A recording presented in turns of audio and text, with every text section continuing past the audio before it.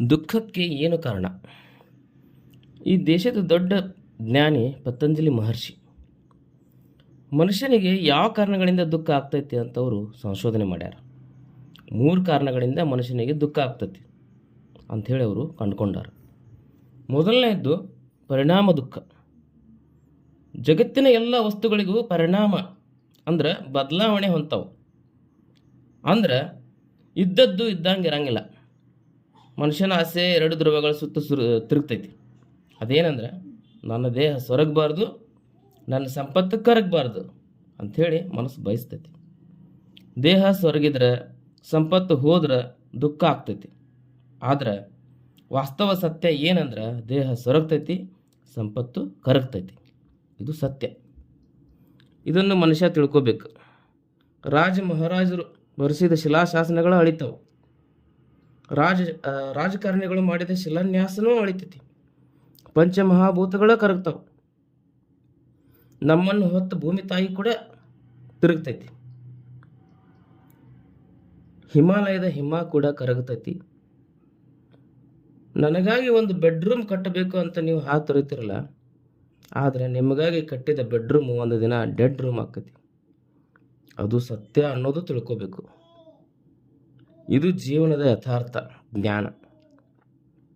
ನಮಗೆ ದುಃಖ ಯಾಕೆ ಆಗ್ತೈತಿ ಅಂದ್ರೆ ಇದು ಗೊತ್ತಿಲ್ಲದಿರೋದಕ್ಕೆ. ಯುರೋಪ್ನ್ಯಾಗ ಒಂದು ಘಟನೆ ನಡೀತು. ಒಬ್ಬ ಸಮಾಜ ಸೇವಕ ಇದ್ದ.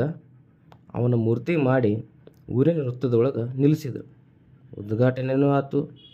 ಮನೆಗೆ ಬಂದು ಒಂದು ರಾತ್ರಿ ಮೂರ್ತಿ ನೋಡೋಕೆ ಶುರು ಮಾಡಿದ. ಅವನಿಗೆ ಬಹಳ ಸಂತೋಷ ಆಯ್ತು. ತನ್ನಂಥ ಸಮಾಜ ಸೇವಕ ಯಾರಿದ್ದಾರ ಅಂದ್ಕೊಂಡ. ಮೂರ್ತಿ ಹತ್ತಿರ ಹೋದ. ಇನ್ನೂ ಸಂತೋಷ ಆಗ್ತೈತೆ ಅಂಥೇಳಿ ಅದ್ರ ಬಳಿ ಹೋದ. ಆಗ ಯಾರೋ ನಗು ಶಬ್ದ ಕೇಳ್ತು.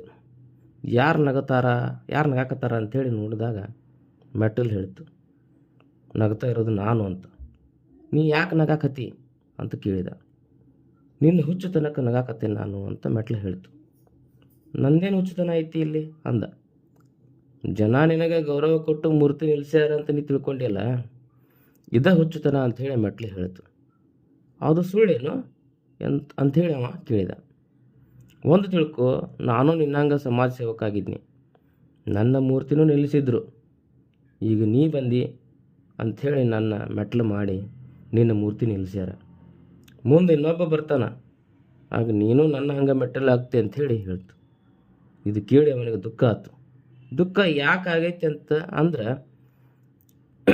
ನನ್ನ ಮಕ್ಕಳು ಕಾಯಂ ನನ್ನ ಫೋಟೋ ಹಾಕಿರ್ತಾರಂತ ತಿಳ್ಕೊಂಡಿದ್ದರಿಂದ ದುಃಖ ಆಯ್ತು.